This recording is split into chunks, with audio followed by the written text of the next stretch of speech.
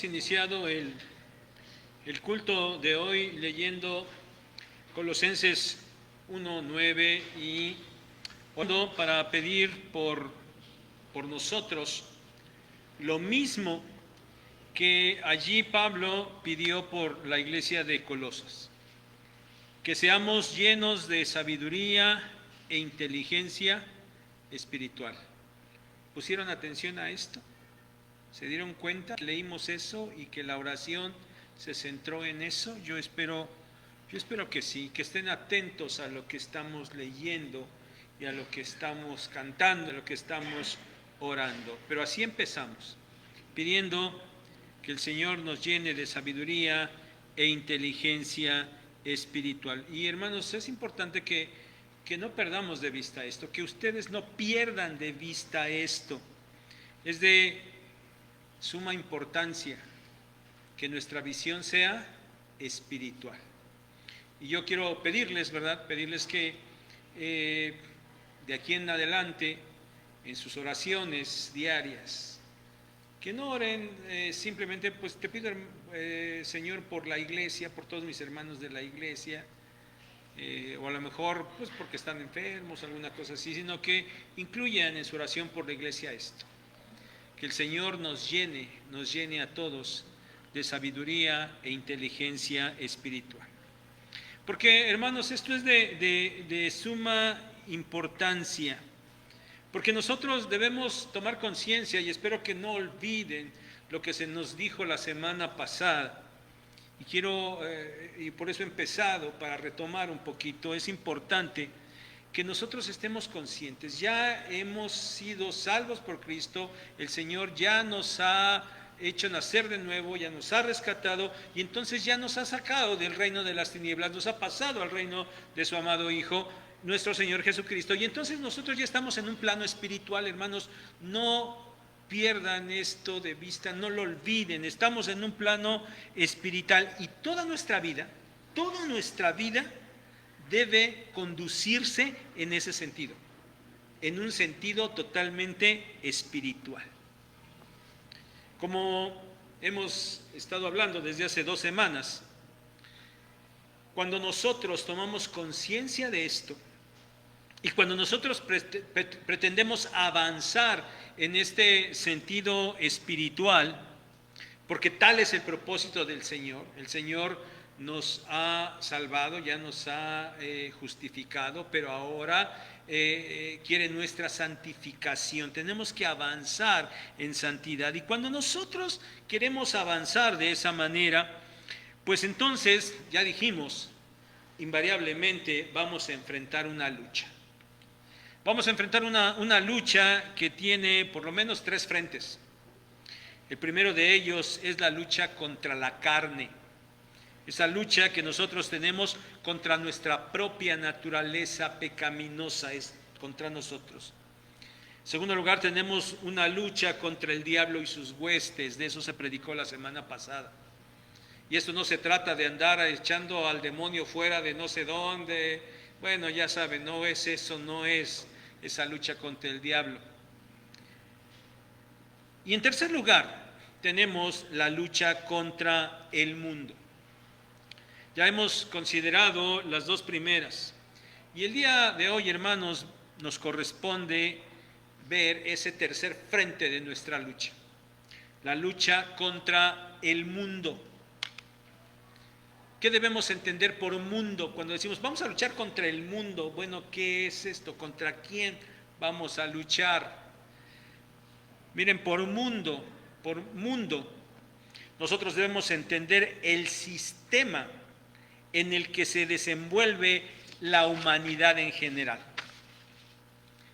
Son las personas que han rechazado a Cristo y el sistema que los rige, cómo se desenvuelven. Es el orden mundial bajo el que actúa la humanidad sin Cristo. Eso es el mundo. Y saben, el mundo es contrario a Dios porque está regido por el diablo, por Satanás. Satanás es el que está rigiendo el mundo, está rigiendo ese sistema bajo el que opera este mundo. Juan 12:31, Juan 14:30, Juan 16:11, Efesios 2:2, primera de Juan 5:19, segunda a los Corintios 4:4, son textos que nos hablan de esto, que el diablo, que Satanás es el Dios de este mundo. Como hemos estado leyendo, y como ya dije, yo espero, mis hermanos, que pongan atención en lo que leemos y cantamos y en lo que oramos, y no solamente, bueno, ahora párense y canten y cantamos, y ahora lean y leemos, que pongan atención a lo que estamos leyendo y cantando. Y espero que estén notando que no debemos amar al mundo, no debemos amar al mundo. Estamos en el mundo, pero no somos del mundo. Y nosotros debemos vencer al mundo. ¿Y cómo lo vamos a vencer? Por medio de nuestra fe. Eso hemos estado leyendo y eso hemos estado cantando. Tenemos pues este otro frente de lucha, ese frente de lucha contra el mundo. Meditemos, hermanos, el día de hoy en esto, con base en el pasaje que acabamos de leer, Colosenses 2, del 6 al 10, pero puntualmente para la predicación solamente nos vamos a centrar en el versículo número 8. Miren, todas las cartas del Nuevo Testamento, en realidad todos los libros, ¿verdad?, de la Biblia, pero hablemos específicamente, todas las cartas del Nuevo Testamento tienen un propósito específico, todas. Pablo, Pedro, Juan, Santiago, Judas y el autor de Hebreos escribieron a sus destinatarios por una razón muy en especial. Había un objetivo al escribirles. En su carta a los Colosenses, Pablo tiene el propósito de prevenir a la iglesia contra las falsas enseñanzas que pretendían complementar el evangelio que habían recibido, fuera para el hecho de la salvación o para la práctica de su vida cristiana. Y Pablo también en la carta les habla enfáticamente sobre la superioridad del Señor Jesucristo. Y por tanto les dice que en él, en el Señor Jesús, ellos, los colosenses, estaban ya completos, no necesitaban nada más. Y toda enseñanza que recibieran debería estar basada en Cristo. Esta es la idea general de la carta. Y se encuentra resumida en este versículo 8 del capítulo 2, en el que, como ya les dije, vamos a meditar. Vean el texto y empieza el texto diciendo mirad, mirad. Este es un verbo imperativo, ya saben lo que es imperativo, ya lo hemos dicho todas las veces. Es un verbo, mirad. Es un verbo imperativo de advertencia. Es como si Pablo estaría ordenando, diciendo, cuídense, presten atención, fíjense bien, estén atentos, dice Pablo. ¿A qué deberían estar atentos? ¿O por qué deberían estar atentos? Dice, mirad que nadie os engañe, nadie los engañe. Miren, este verbo engañar, significa llevarse como presa, cautivarse, llevarse los cautivos, algo así como ser secuestrados.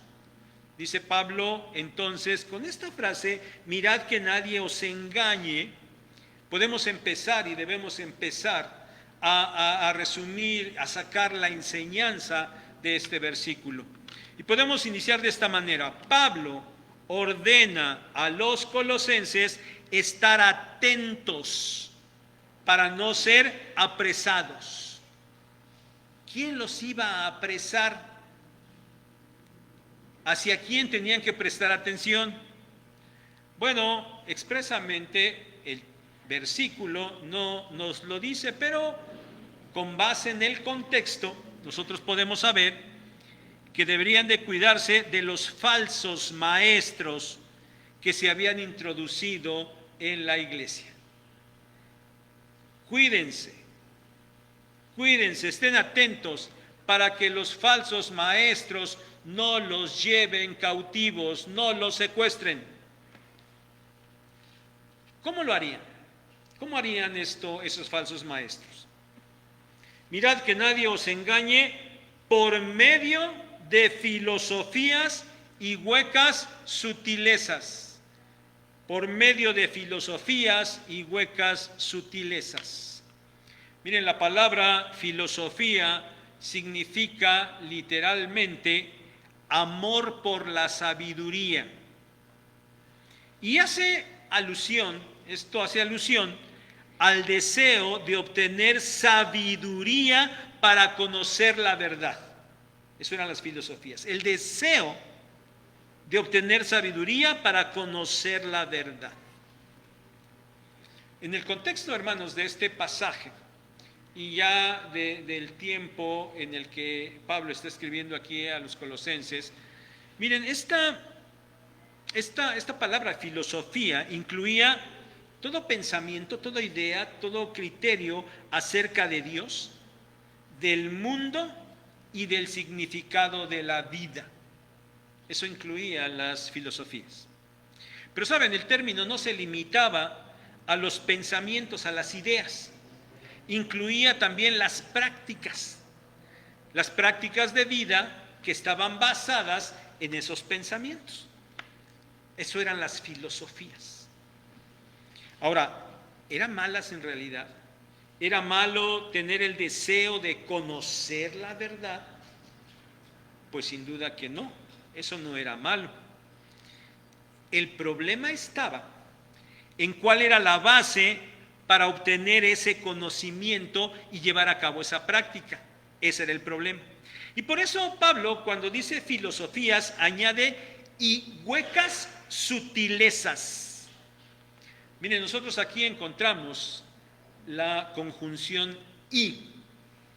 De manera natural, entonces nosotros podemos en nuestra lectura entender que Pablo habla de dos cosas diferentes, ¿verdad? Filosofías y huecas sutilezas. Pero, ¿saben? Hay algunos expertos del idioma griego que nos dicen que nosotros pudiéramos entender esto no como dos cosas diferentes, sino que la expresión huecas sutilezas califica a las filosofías, se refiere a las filosofías, no como algo diferente. Y saben, varios comentaristas bíblicos se decantan en este sentido. Es decir, miren, nosotros podemos leer así: por medio de filosofías o de las filosofías que son huecas sutilezas, o también por medio de las engañosas y vanas filosofías. Y lo podemos leer así porque miren, la palabra hueca, esta palabra hueca significa algo vacío, algo vano, carente de valor. Y la palabra sutileza significa engaño, fraude, algo que es falso y carente de verdad. Entonces, huecas sutilezas son engaños vanos, carentes de valor y de verdad. Con esto entonces diríamos que las vanas y engañosas filosofías eran aquellos pensamientos falsos, engañosos, sin valor, que pretendían llevar al conocimiento de Dios, del mundo y de la vida. Sigamos avanzando en la enseñanza del versículo y digamos ahora que Pablo está ordenando a los colosenses que se cuiden de no ser apresados por aquellos falsos maestros que con pensamientos y prácticas falsas y vacías pretendían mostrarles una manera diferente y complementaria de llegar al conocimiento de Dios, al conocimiento de su salvación y de la vida práctica cristiana. Como si acaso el evangelio que habían recibido necesitara ser complementado. Tales falsas enseñanzas podían parecer atractivas, elocuentes, tal vez hasta convincentes, pero en realidad eran prácticas y pensamientos engañosos, falsos, vanos, carentes de valor y de verdad. ¿Por qué Pablo las califica de esta manera tan severa? ¿Por qué? Bueno, por dos razones. La primera es que esos pensamientos, dice ahí Pablo, eran según las tradiciones de los hombres. Según las tradiciones de los hombres. Una tradición es algo que se transmite de una persona a otra y de una generación a otra. Es algo que se ha transmitido a través de los años. Y otra vez, ¿una tradición por sí es mala? No, no necesariamente. Pero aquí, a las que Pablo se refiere, sí son tradiciones malas. Son dañinas, porque, dice Pablo, son tradiciones, eran de los hombres, de los hombres. A ver, centrémonos, no nos perdamos. Pablo está tratando de pensamientos acerca de Dios, acerca de la salvación y acerca de la vida cristiana. Ya ha dicho que se está refiriendo a los pensamientos incorrectos. Ya ha dicho que lo son porque son pensamientos de hombres. Por eso los califica así. Es decir, son pensamientos que están basados en costumbres humanas. Miren, por el contexto de la carta y de lo que dice en ella, bueno, es muy probable que Pablo aquí se esté refiriendo a las tradiciones de los judíos, a esas mismas tradiciones que el Señor Jesús había rechazado en el tiempo en el que Él estuvo ministrando aquí en la tierra. Algo dijimos allá cuando predicamos en Mateo capítulo 5, 6 y 7 en las bienaventuranzas. Y más adelante también. Esas tradiciones de los judíos estaban basadas en los pensamientos de los escribas y fariseos y no contenían más que cargas insoportables que lo único que hacían era distorsionar la ley de Dios. Sí, las tradiciones eran algo que había sido transmitido a lo largo de los años, de muchos años, pero que algo sea muy antiguo no significa que sea verdad. La segunda razón por la que Pablo califica severamente a las filosofías infiltradas en la iglesia es porque eran, dice allí, conforme a los rudimentos del mundo. Por eso eran malas. Miren, la palabra rudimentos significa principios elementales. Eso significa, principios elementales. Básicamente, así en su significado básico, se refiere a los primeros elementos de una serie. Lo primero, hay una serie de cosas. Bueno, lo primero, esos eran los rudimentos, esos principios elementales. El ejemplo clásico cuando se habla de esto es el ABC del abecedario, ¿verdad? Tenemos el abecedario, está conformado por una serie de muchas letras. Bueno, los rudimentos del abecedario son los primeros elementos, que vendría siendo el ABC. Y es una manera de expresarse siempre que se habla de lo elemental de algo, el ABC. Eso eran los rudimentos, los principios elementales. Y aquí debemos entender que eran enseñanzas elementales de algo. Y lo malo estaba en que esas enseñanzas elementales eran las del mundo. Por eso Pablo las califica tan mal. En principios elementales del mundo. Cualquier enseñanza acerca de Dios, de la salvación y de la vida cristiana que provenga del mundo es una enseñanza errónea, que no puede aportar de ninguna manera enseñanza correcta ni madura. No puede ser. Pero saben, un poquito así como entre paréntesis, solamente por comentárselo, por si algún momento dado ustedes están estudiando este pasaje y se van a encontrar con esto, se los comento también. ¿Saben? Otra forma en la que se pudiera entender esto de los rudimentos era referirse a espíritus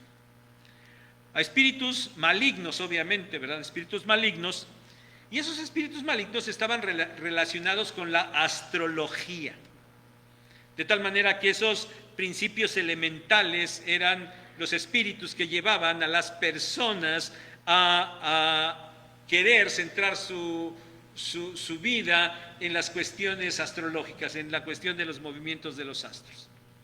Y las personas creían en esto, eran dominadas por estos espíritus, y entonces ellos creían en esas cuestiones astrológicas. Bueno, esto no nos es tan extraño a nosotros, ¿verdad? Porque hoy sigue pasando esto.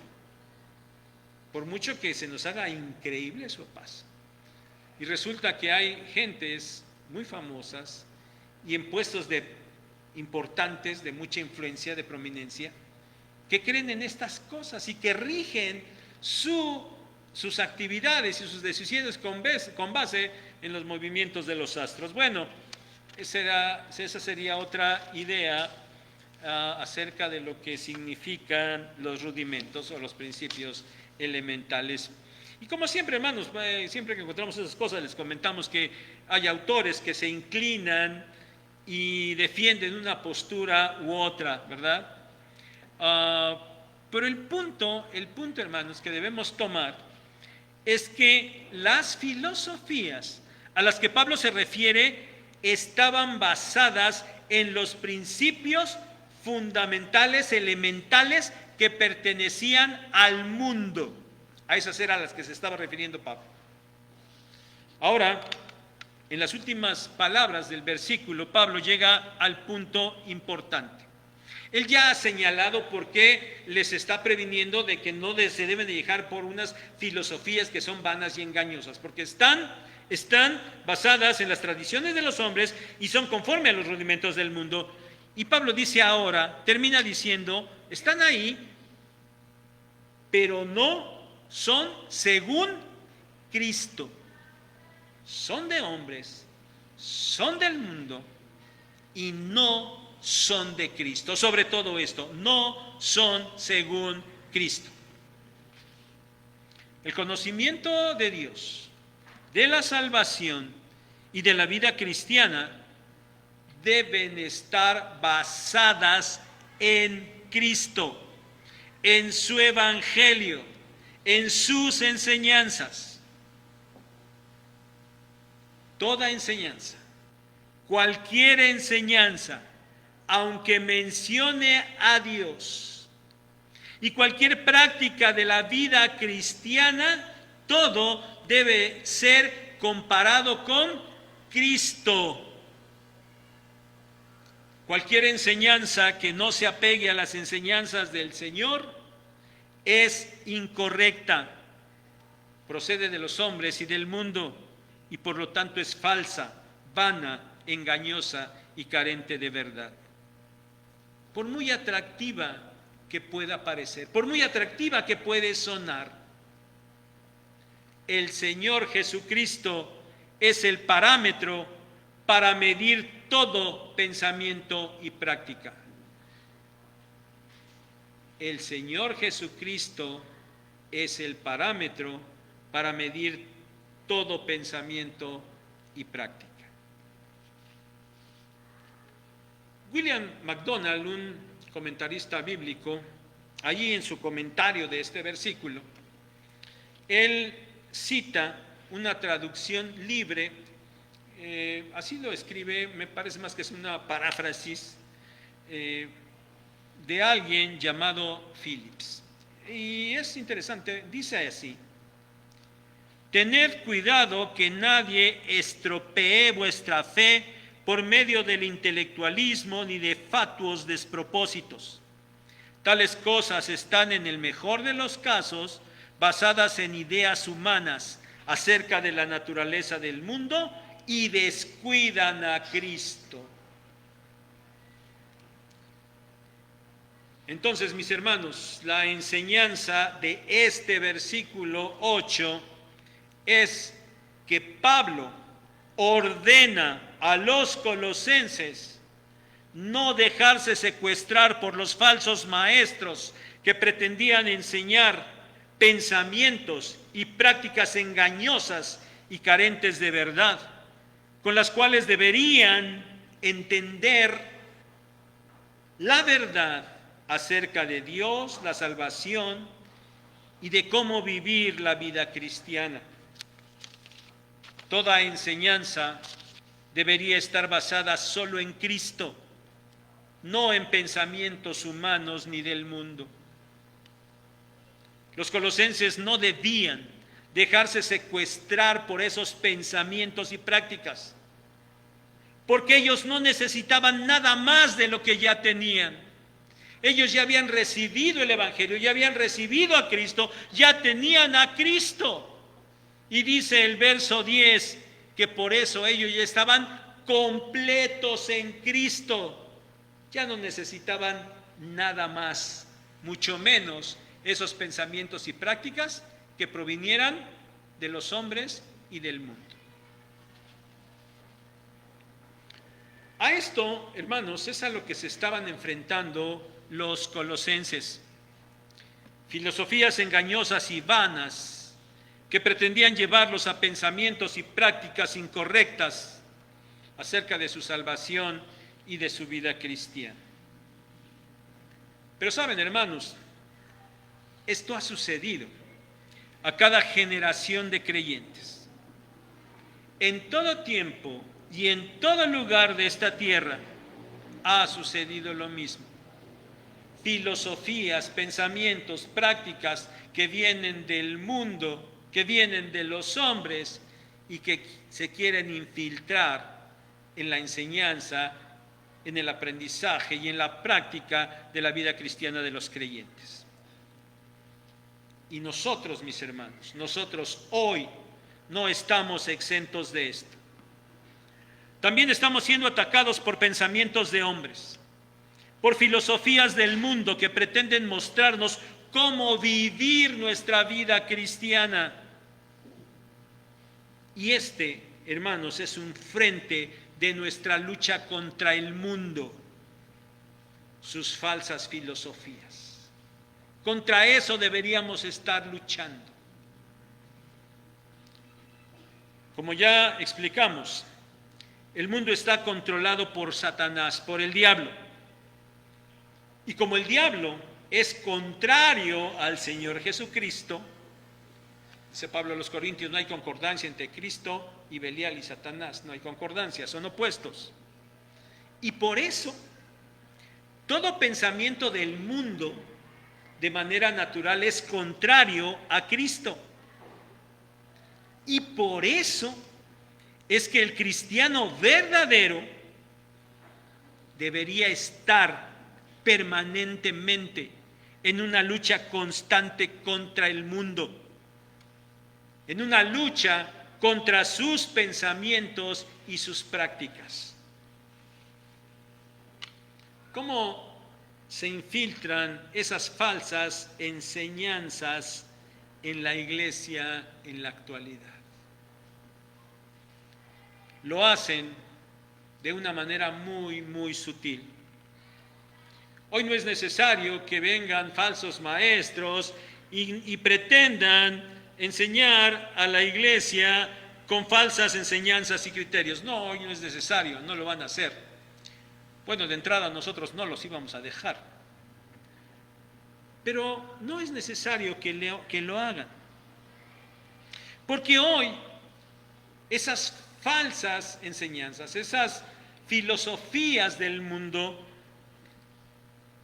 se introducen en la iglesia a través del internet, a través de redes sociales, por medio de esos criterios que se van generalizando en el día a día, de boca a boca, por esos pensamientos que provienen de los expertos, ¿verdad?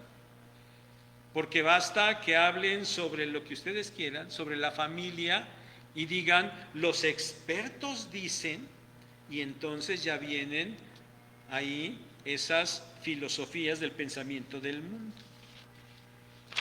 Esos pensamientos de los expertos que quedan plasmadas académicamente en revistas, en medios escritos, pero también en medios electrónicos. Y son pensamientos que suenan quizás muy, muy atractivos, pero que proceden del mundo. Y por eso son incorrectos. En el mundo en el que vivimos existen filosofías que están afectando la conducta cristiana. El mundo tiene pensamientos acerca de la vida. Y los cristianos que deberían estar atentos y deberían estar luchando contra el mundo en ese frente para no ser llevados cautivos, tristemente no lo están haciendo. Y por eso están siendo derrotados en su lucha contra el mundo. Porque muchos cristianos enfocan su vida, practican su vida basados en esos criterios del mundo, en esas filosofías del mundo. Sus acciones están determinadas por eso mismo. Y en esto, mis hermanos, quiero centrar la aplicación de la enseñanza de hoy. En el impacto que el mundo está teniendo en la vida práctica de los cristianos. Y ya no voy a hablar de los cristianos del mundo, específicamente en el impacto que esas filosofías del mundo están teniendo en ustedes. Y yo quiero, hermanos, llamar su atención sobre esto, porque definitivamente los están afectando. Pareciera que no pasa nada. Pero, como se presentan de una manera muy sutil, quizás, mi hermano, la mayoría de las veces, ni siquiera te estás dando cuenta de cómo están afectando tu vida, pero lo están haciendo. Miren, no voy a describir el contenido o la descripción técnica de esas filosofías humanas y ni siquiera, ¿verdad? Ni siquiera pretendo considerarlas todas. Solo quiero, a manera de resumen, hablarles de cuatro cosas que las filosofías del mundo actual contienen. Yo espero que las identifiquen, que se den cuenta de, sí es cierto, así es. Bien, la primera cosa que les quiero decir es que hoy, en este mundo postmoderno en el que vivimos, donde empieza a haber desencanto por muchas cosas, entre ellas a ese desencanto por todas las cosas de la ciencia, aunque obviamente el mundo se basa en la ciencia y hay muchas cosas correctas, pero ya así como en que empieza a haber desencanto. Y saben, hoy el mundo se inclina también por cuestiones espirituales. De diferentes maneras, muchas cosas. Muchas cuestiones espirituales, orientales, están reviviendo y están presentándose en el mundo de hoy. Claro, sí, hoy el mundo sí tiene una inclinación hacia lo espiritual, no necesariamente dicen ellos a lo religioso, pero sí a lo espiritual. Pero el punto es que la práctica de esa espiritualidad debe de ser privada. Sí, tú crees esto, está bien, tú piensas esto, qué bueno, pero es tu asunto. A mí no me digas nada, no me quieras compartir nada, no quieras que yo crea como tú, ¿sí? mucho contenido espiritual, pero en una práctica personal y privada. La segunda cosa que quiero mencionarles es que el enfoque de todas las cosas es totalmente antropocéntrico. ¿Qué quiere decir esto? Que absolutamente todo está centrado en el ser humano, todo. Pero otra vez, no en el ser humano como una comunidad, sino en el ser humano como individuo, en lo personal, en lo individual. La tercera cosa es que no hay, hoy dice el mundo, que no hay verdades absolutas, que todo es relativo. Y por eso es que cada quien debe formar su propia verdad y debe vivir y vive bajo lo que él considera que es lo verdadero para él. Y la cuarta cosa, muy relacionada con esto, es que por eso cada quien, la filosofía del mundo dice que cada quien debe de tomar, o sea, hay una gama impresionante en todos los ámbitos, de todas las cosas, hay una amplia gama de la que se puede echar mano. Bueno, dice el mundo que entonces cada quien tome lo que le guste, lo que le sirva, lo que le agrade, lo que le sea práctico, tome solamente eso. Y entonces de esta manera haga su verdad y viva conforme a su verdad. Bueno, sería un poquito largo volvérselos a repetir, ¿verdad? Yo espero que haya quedado claro. Y también esperaría que sí es cierto, que lo hayan identificado de alguna manera. Esto es parte de lo que las filosofías del mundo están transmitiendo. Y quizás inconscientemente, y yo espero, mis hermanos, que así sea, inconscientemente, estas falsas filosofías te están afectando. Y como están afectando a cada uno en lo personal, entonces estas filosofías están afectando a nuestra iglesia. Y aquí aplica la enseñanza que aprendemos de Colosenses 2:8. Mi hermano, debes estar atento para no ser llevado cautivo por esas vanas y engañosas filosofías del mundo. Contra ellas debes luchar. En ese frente tú debes presentar la batalla. Pero tristemente parece que ni siquiera te das cuenta de eso. Y por eso, de manera personal y por lo tanto como iglesia, estamos siendo derrotados. Quiero mencionarte algunas cosas de manera práctica de lo que nos está pasando. Batallé mucho con esto. Tengo tantos ejemplos, ¿cuáles digo? ¿Y cómo los ordeno? Bueno, déjame decirte lo siguiente. Varios están faltando con mucha frecuencia. Bueno, algunos ya lo tenían por costumbre. Sí, algunos ya, desde todos los años que están aquí, faltan y faltan y faltan. Si nos va bien, los tenemos aquí una vez al mes. No, ya si nos va excelente, los tenemos 2 veces al mes, ¿verdad? Wow. Bueno, sí hay quienes faltan ya de por sí, ¿verdad? Como una costumbre, pero tristemente hay muchos otros que se les están añadiendo, que ya están empezando a faltar mucho. Pero ¿saben? Cuando, hermano, ¿qué pasó? Sí, hermano, no sé. Pero ¿sabes, hermano? Yo en mi casa oro.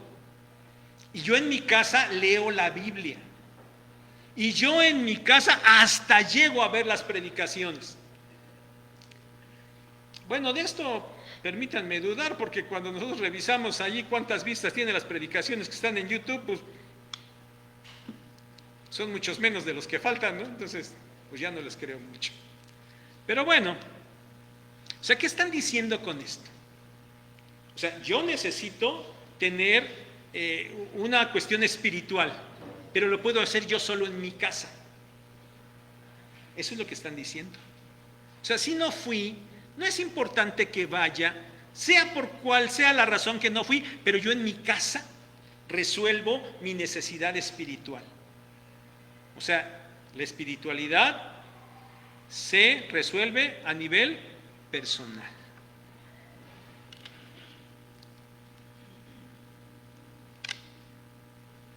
De los que vienen. Bueno, y como les dije a los hermanos, de las 9 voy a voltear para el reloj para que nadie se sienta aludido. Pero de los que vienen, algunos parece que solo están aquí por cumplir. Otra vez, hay que cumplir con lo espiritual, hay que cumplir con lo religioso. Y algunos parece que sí, solo cumplen con esto. Hay necesidad espiritual, el mundo la tiene, dijimos, ¿no? El mundo la tiene, necesidad espiritual. Y parece que lo satisfacen con su asistencia al culto. ¿Saben? Alguien que ya no está con nosotros, ya tiene unos meses que se fue, dijo, yo lo escuché, alguna vez, después de haber venido al culto el domingo, bueno, yo ya cumplí con Dios. O sea, venir al culto es cumplir con Dios, ¿no? Y ya había venido. Hay una necesidad, hay que cumplir con lo religioso, con lo espiritual. Bueno, no sé cuántos, además de quien les digo, hacen lo mismo. Pero eso es un pensamiento del mundo, ¿no? Es una filosofía del mundo. Y en ese sentido, muchos cumplen el domingo en su culto, nada más, ¿verdad? Pongámonos en contexto. Yo ya fui el domingo a las 12, yo ya cumplí. A mí no me pidas que vaya en otro horario y mucho menos en otro día, porque yo ya fui, yo ya cumplí.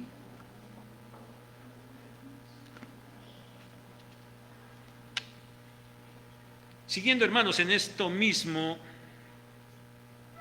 y hablando de esa cuestión, de esa filosofía del mundo que solo toma lo que le conviene y le gusta y le acomoda, solo eso, quiero señalarles lo siguiente.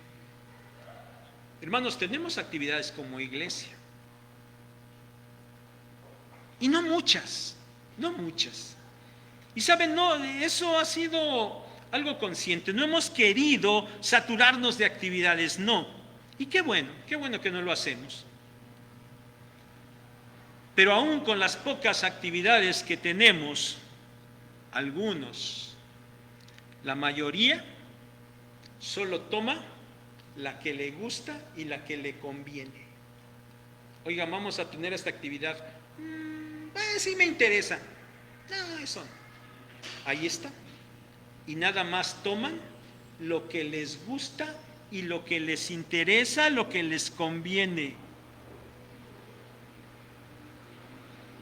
¿Y saben cuál es lo triste a veces? Que depende de qué actividad es y de quién la organice. El hermano, la hermana está, entonces sí voy. ¿Quién? Nada más toman lo que les interesa, les conviene, o si son sus amigos, ¿verdad? Entonces sí, si no, no vamos. Dentro de 15 días nos vamos de campamento, ¿no? Es una actividad de la iglesia. Y hay muchos que sí pudieran asistir. Sí, yo sé, sabemos que hay muchos que por diferentes razones justificables no pueden asistir. Pero ¿saben? Hace 8 días que cerramos la lista, sorpresivamente hubo muchos nombres que pudiendo estar, no van a estar. ¿Qué dice esto? solo toman lo que les gusta y lo que les conviene, ¿verdad? Ah, eso no me gusta, ah, eso no me interesa, no, yo eso no. La iglesia no es importante. Estamos batallando muchos hermanos por poder vivir conforme a la realidad de lo que es la iglesia, el cuerpo de Cristo, la familia de Dios. Pero el individualismo está ganando. La iglesia, pues no sé, pues es un algo que está allí. Sí, yo voy, pero yo voy a lo que voy.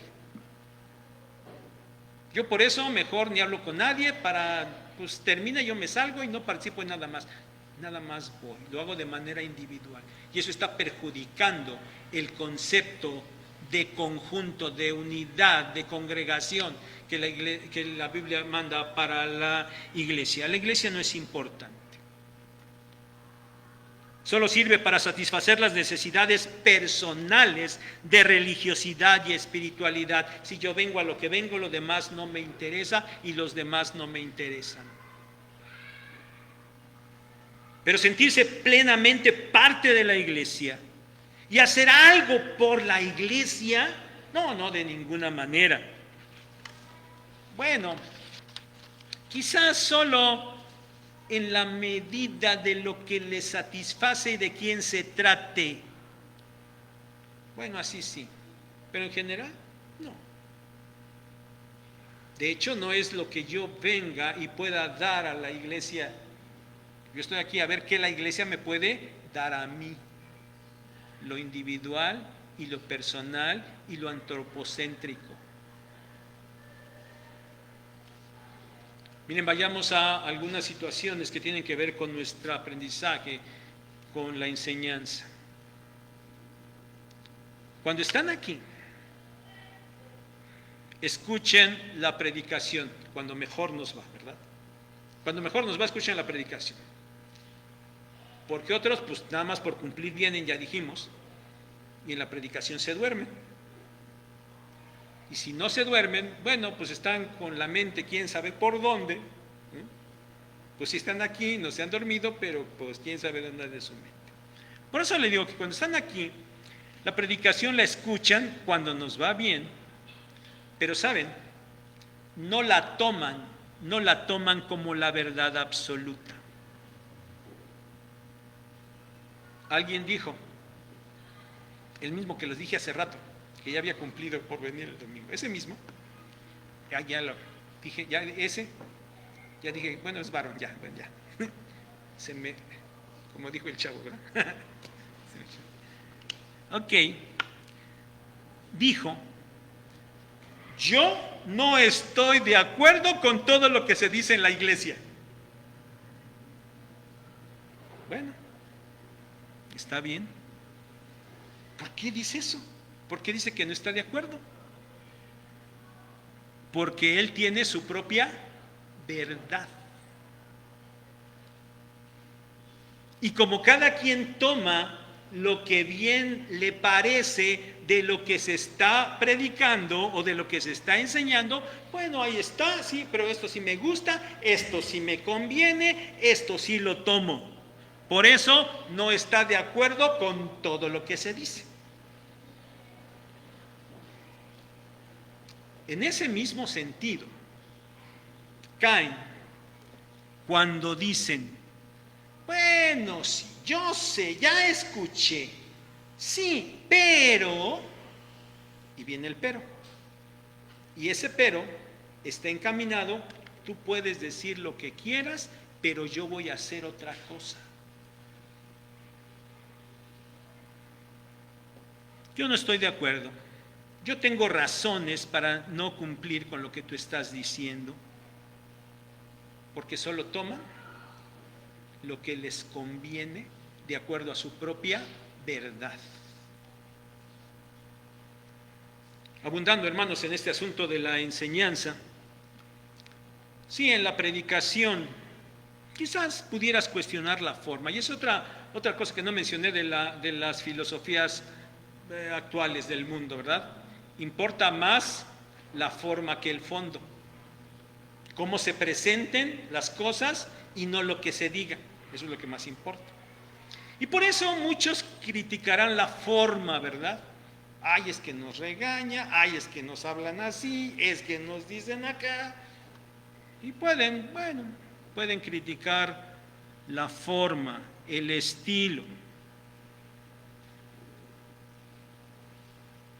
Pero les aseguro, que aunque pueden criticar la forma y el estilo, no pueden criticar el contenido. Y que el Señor me perdone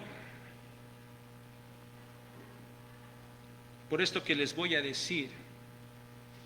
Si peco de arrogancia, que el Señor me perdone. Pero a mí me parece que ustedes no reciben una mala enseñanza de la palabra de Dios en esta iglesia,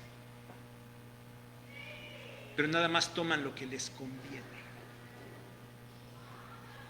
Y si lo que aquí escuchan procede de la palabra de Dios, entonces eso que escuchan es una verdad absoluta, pero se niegan a obedecerla, porque la verdad es relativa, porque eso es tu criterio, eso es lo que tú dices, pero yo pienso que ya es así. ¿Se dan cuenta cómo las filosofías nos están afectando? Y por eso es que muchos se la pasan buscando en la red a sus predicadores favoritos. Si eso que dicen, lo que les gusta oír y les gusta cómo se los dicen, o están escuchando aquello que creen que sí es correcto y lo toman y hasta lo comparten en sus redes. Pero escuchar otra vez la predicación del domingo ahí en YouTube, eso no, de ninguna manera. Pero hermanos, esa influencia de las filosofías vanas que proceden del mundo no solamente afecta a sus vidas en estas cosas que les he dicho y que tienen que ver con nosotros aquí como iglesia. Esas engañosas filosofías del mundo los tienen cautivos y los hacen practicar su vida bajo sus principios elementales, bajo los principios básicos del mundo. Y ustedes se saturan de esas filosofías en las redes, en las películas, en las series, en las telenovelas. Se saturan de esos pensamientos y criterios con las canciones que les gustan escuchar.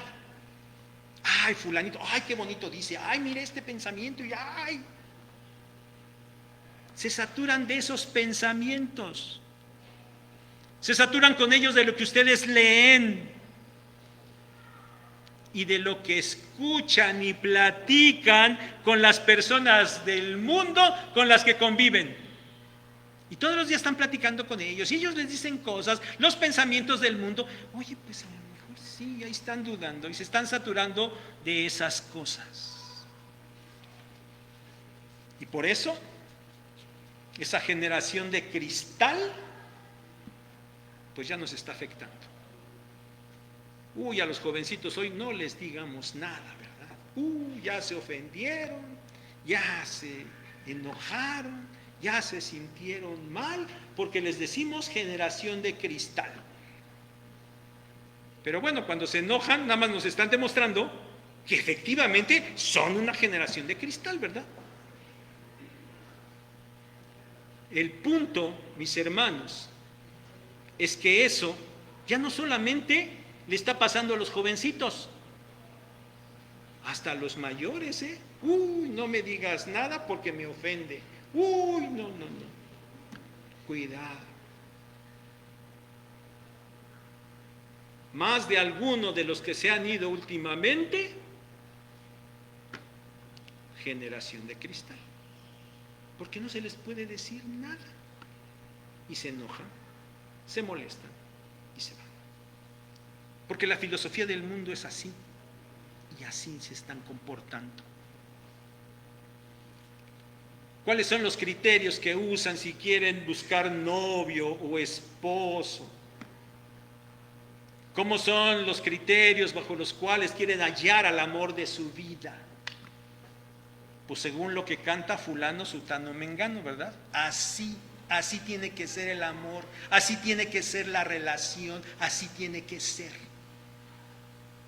Y entonces quieren encontrar eso. Y cuando llegan al asunto del noviazgo y cuando llegan a la boda también quieren practicar eso conforme a lo que el mundo dice.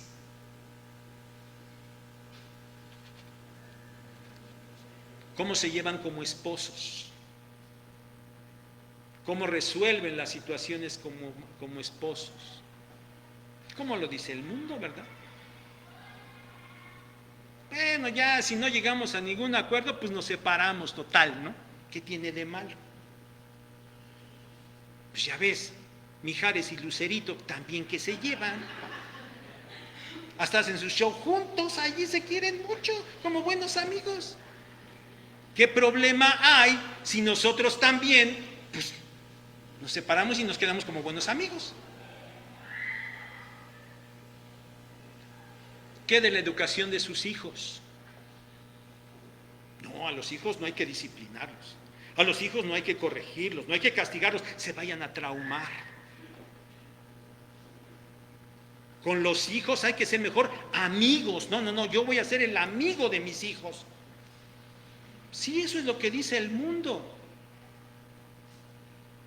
Y ustedes quieren educar a sus hijos bajo esos criterios. Lo triste es que al paso del tiempo, perdónenme la expresión, pero ahí vienen, ¿verdad? Ay, hermano, no sé qué hacer con mi hijo, no sé qué hacer con mi hija, es que mire. Pues sí, lo educaste con los criterios del mundo, no con los criterios de Cristo. Hermanos, se centran tanto en ustedes mismos, en sus sueños y en sus anhelos. Y todos, y sobre todo Dios, deben enfocarse en que ustedes se sientan bien para lograr sus sueños. Y tienen que orar todos, o todos tenemos que orar para que los cumplan. Se trata de mí.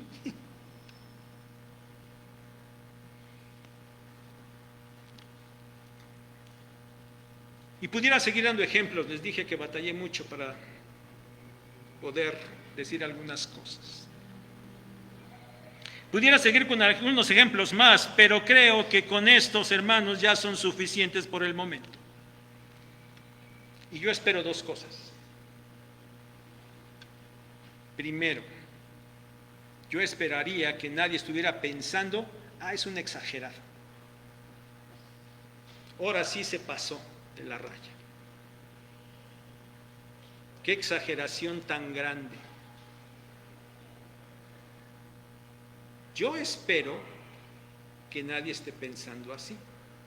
Y sin embargo, solo lo espero, porque yo creo que sí hay quien esté pensando que lo que les acabo de decir una exageración.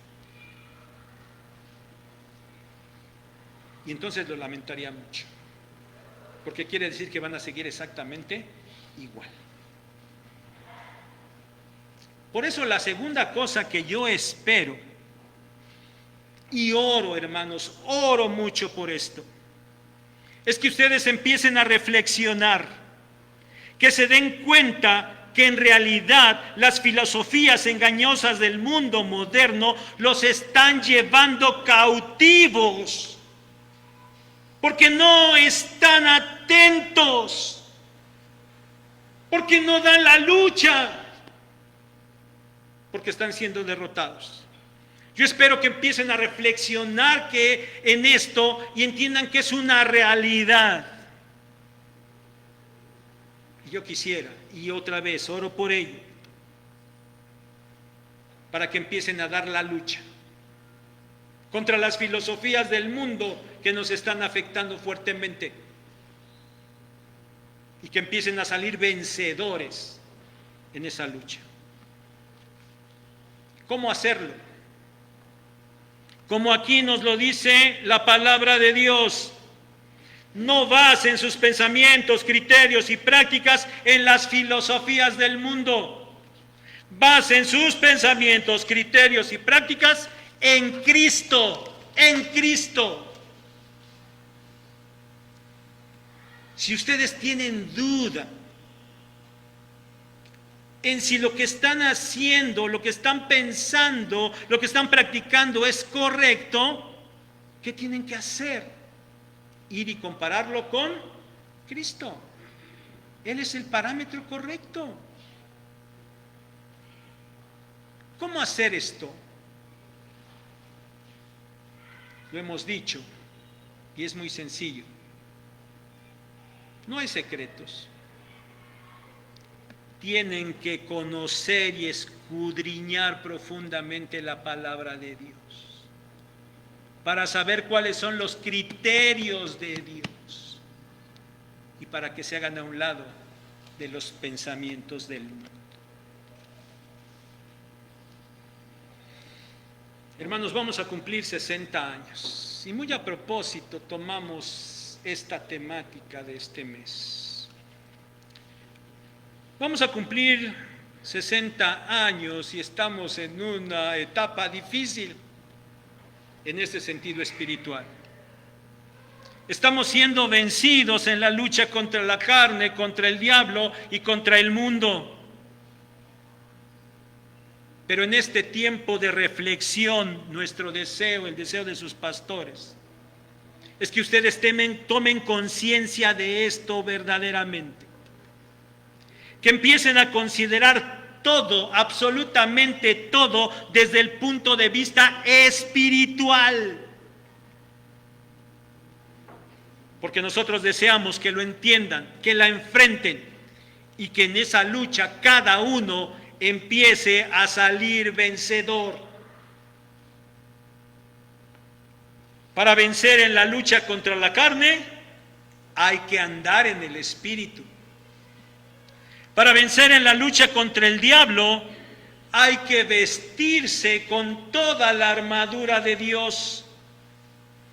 Para vencer en la lucha contra el mundo, hay que basar los pensamientos y las acciones en Cristo. Y ya hemos visto, hermanos, porque la conclusión parece siempre ser la misma. ¿Cómo hacer esto? Hermanos, satúrense, por favor, de verdad, satúrense de la palabra de Dios. Todo ese tiempo que le invierten a las redes sociales, háganlas a un lado y mejor pónganse a leer la Biblia.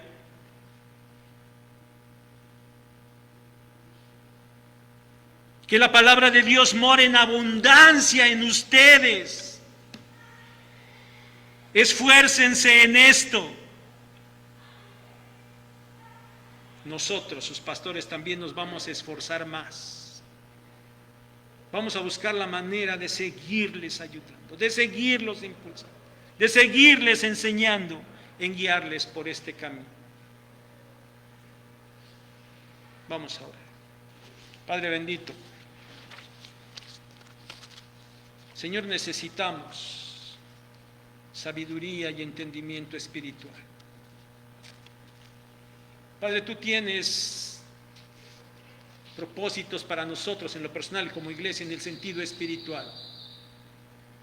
Y estamos luchando, Señor, y parece que estamos saliendo derrotados en esa lucha. Por ello, Padre, pedimos perdón en primer lugar. Pero queremos rogarte también que en tu misericordia, en tu gracia, nos sostengas, Padre, nos levantes, que tu Santo Espíritu haga la obra en nuestros corazones, en nuestras mentes, en nuestras vidas. Señor, que de veras nos saturemos de tu palabra para que podamos salir vencedores en toda lucha que debemos enfrentar.